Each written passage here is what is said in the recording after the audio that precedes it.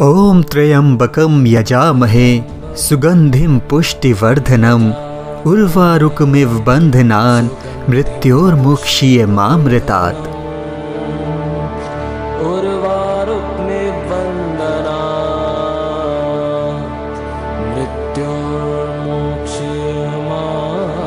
दोस्तों, महामृत्युंजय मंत्र एक ऐसा मंत्र है जिससे मृत्यु भी घबराती है।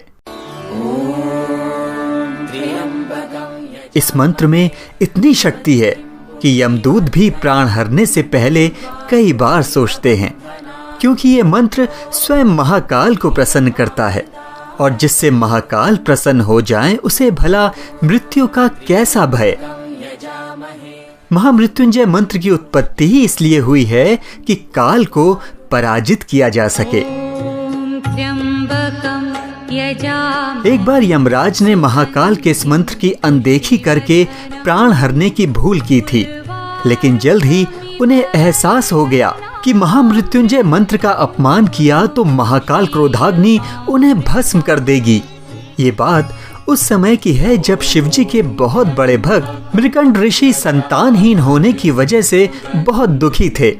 उनकी कुंडली में संतान योग था ही नहीं, लेकिन उन्हें संतान की चाह बहुत थी।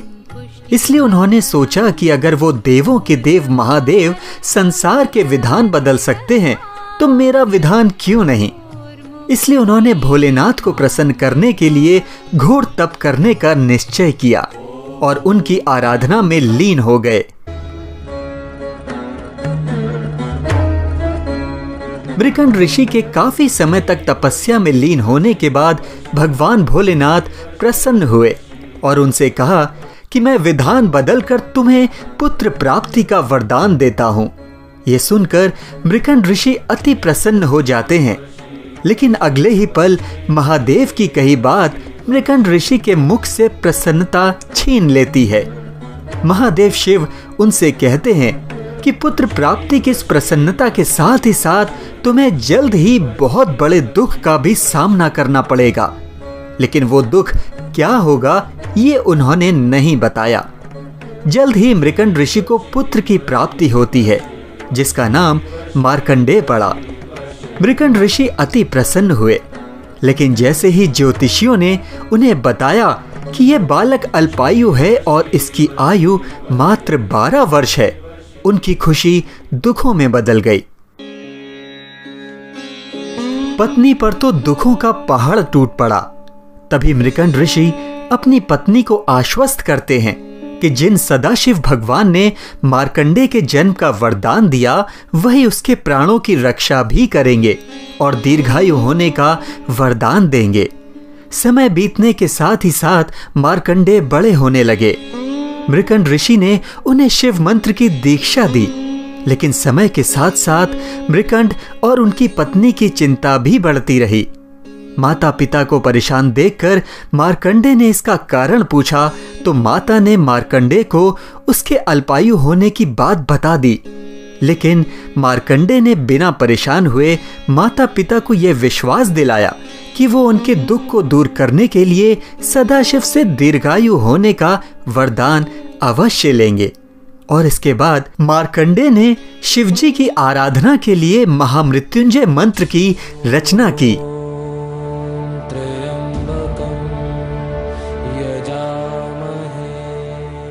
और शिव मंदिर में बैठकर इस मंत्र का अखंड जाप करने लगे।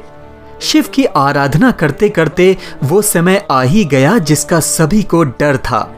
मार्कंडेय की आयु 12 वर्ष होते ही यमदूत उन्हें लेने आ गए, लेकिन जब यमदूतों ने देखा कि मार्कंडेय महाकाल की आराधना में लीन हैं तो उन्होंने थोड़ी देर प्रतीक्षा की, लेकिन मार्कंडेय महामृत्युंजय मंत्र का जाप करते ही रहे। समय बीत रहा था, लेकिन यमदूतों का साहस नहीं हुआ कि वो मंत्र का जाप कर रहे मार्कंडेय के प्राणों को हर सकें। वो वापस लौट गए और ये बात यमराज को बताई। ये सुनकर यमराज ने कहा कि मृकंड के पुत्र को मैं स्वयं लेकर आऊंगा, और इसके बाद यमराज मार्कंडेय को लेने उसके पास पहुंच गए। यमराज को अपने सामने देख मार्कंडेय जोर जोर से मंत्र का जाप करने लगे। और शिवलिंग से लिपट गए। ये देखकर यमराज ने मार्कंडे को शिवलिंग से खींचकर ले जाने की कोशिश की। तभी एक भयंकर हुंकार से धरती कांपने लगी और एक प्रचंड प्रकाश उत्पन्न हो गया, जिसमें से स्वयं महाकाल हाथों में त्रिशूल लिए प्रकट हुए। उन्होंने यमराज से कहा कि तुमने मेरी साधना में लीन भक्त के प्राणों को हरने का प्रयास कैसे किया? यमराज महाकाल के प्रचंड रूप को देखकर भयभीत हो जाते हैं और महाकाल से कहते हैं, हे भोलेनाथ, मैं आपका सेवक हूँ। आपने ही जीवों के प्राण हरने का निष्ठुर कार्य मुझे सौंपा है और मैं वही कार्य पूर्ण कर रहा हूँ। मुझे क्षमा करें। तब जाकर महाकाल का क्रोध शांत हुआ और उन्होंने कहा कि मैं अपने भक्त की आराधना से प्रसन्न हूँ और मैं इसे दीर्घायु होने का वरदान देता हूँ।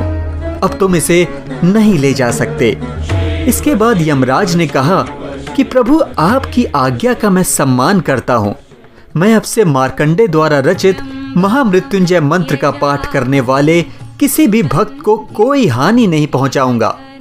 तो इस तरह मार्कंडे को दीर्घायु का वरदान मिल गया और शिव भक्तों को मृत्यु से बचाने वाला महामृत्युंजय मंत्र प्राप्त हो गया।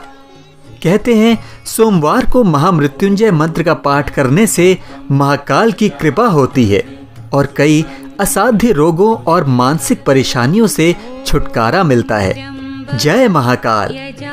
तो दोस्तों, ये था महामृत्युंजय मंत्र की उत्पत्ति का उद्देश्य। आपको आज की अनसुनी गाथा कैसी लगी, कमेंट बॉक्स में लिखकर हमें जरूर बताइएगा। और हाँ, लाइक, शेयर और सब्सक्राइब जरूर करें।